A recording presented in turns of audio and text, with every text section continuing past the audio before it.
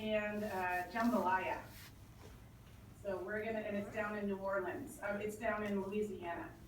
So I think it's on the Gulf Coast. I can't remember. Is it Louisiana? Yeah, it's on the Gulf of Mexico.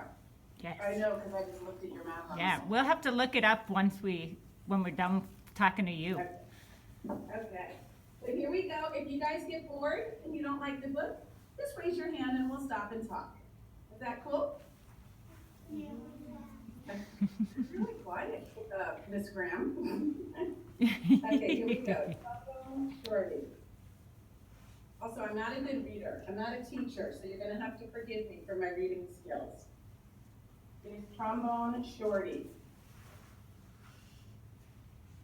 Okay, can you guys see what this says? Every once in a while, I'm going to have you say it when I point to it, and that says, "Where you at?"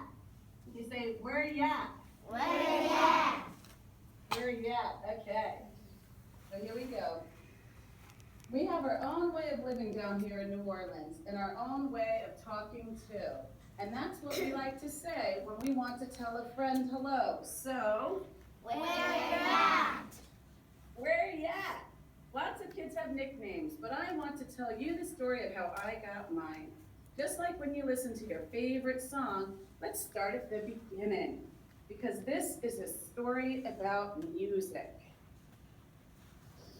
But before you can understand how much music means to me, you have to know how important it is to my hometown, my greatest inspiration. I grew up in the neighborhood of New Orleans called Treme. Any time of day or night, you could hear music floating in the air. And there was music in my house too. My big brother James played the trumpet so loud you could hear him halfway across town. He was the leader of his own band and friends, and my friends and I would pretend to be in the band too. See, they're not playing real instruments, they're pretending. "Follow me," James would say. There's one time of year that's more exciting than any other, Mardi Gras. Parades fill the streets and beaded necklaces are thrown through the air to the crowd. I love the brass bands with their own trumpets, trombones, saxophones, and the biggest brass instrument of them all, the tuba, which rested over the musician's head like an elephant's trunk. There it is. What do you guys say? Where you at? Where you at? That's good. "Where are you at?" the musicians would call. All day long, I could see brass bands parade by my house while my neighbors danced along. I loved these parades during Mardi Gras because they made everyone forget about their troubles for just a little while. People didn't have a lot of money in Treme, but we always had a lot of music. I listened to all these sounds and mixed them together just like how we make our food. We take one big pot and throw in sausage, crab, shrimp, chicken, vegetables, rice, whatever's in the kitchen, and stir it all together and we let it cook. When it's all done, it's the most delicious taste you've ever had. We call it gumbo. And that's what I wanted my music to sound like. Different styles combined to create my own musical gumbo. But first I needed an instrument. The great thing about music is that you don't even need a real instrument to play, so my friends and I decided to make our own. See that? You just did this. I can't do it very good. You guys try?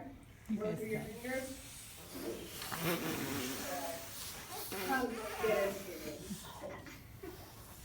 They might have sounded different from the real brass bands, but we felt like the greatest musicians of Treme. We were making music, and that's all that mattered. And one day, I found a broken trombone that looked to be inadequate. It was perfect, but finally, with a real instrument in my hand, I was ready to play. The next time the parade went by my house, I grabbed that trombone and I headed out into the street. My brother, James, noticed me playing along, and he smiled. "Trombone Shorty," he called out, because the instrument was twice my size. This is your guys' turn. Where you at?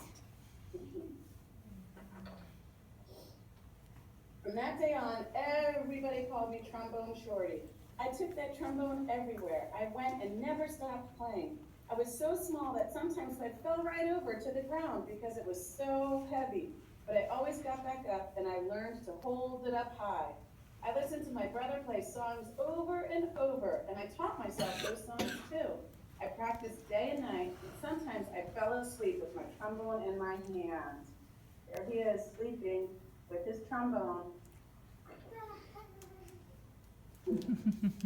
One day, my mom surprised me with tickets to the New Orleans Jazz and Heritage Festival, the best and biggest music festival in town. We went to see Bo Diddley, who my mom said was one of the most important musicians of all time. As I watched him on stage, I raised my trombone to my lips and started to play along. He stopped his band in the middle of a song and asked the crowd, "Who's that playing out there?"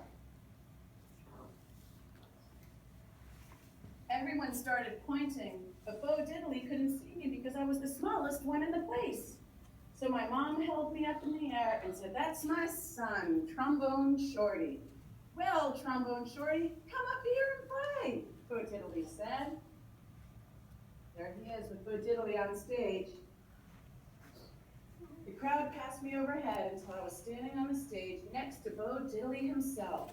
I walked right up to the microphone and held my trombone high up in the air, ready to blow. "What do you want me to play?" Bo Diddley asked. "Follow me," I said. After I played with Bo Diddley, I knew I was ready to have my own band. So I got my friends together and we called ourselves the 5 o'clock band, because that's what time we went out to play each day after we finished our homework. We played all around New Orleans, practiced, and soon my brother James asked me to join his band. When people wondered who the kid in his band was, he proudly said, "That's my little brother, Trombone Shorty." Guess what you guys say? Where ya? Where ya? And now I have my own band called Trombone Shorty and New Orleans Avenue, named after a street in Treme. I've played all around the world, but I always come back to New Orleans. And when I'm home, I make sure to keep my eyes on the younger musicians in town and help them out, just like my brother did for me. Today I play at the same New Orleans Jazz Festival where I once played with Bo Diddley. And when the performance ends, I lead a parade of musicians around, just like I used to do in the streets of Treme with my friends. Where you at? Where you at? Go ahead, guys. Where ya? Where ya? I still keep my trombone in my hand, and I will never let it go. Here's a picture, so you can see that's Trombone Shorty as a little boy, a real picture. He's probably a little younger than you guys.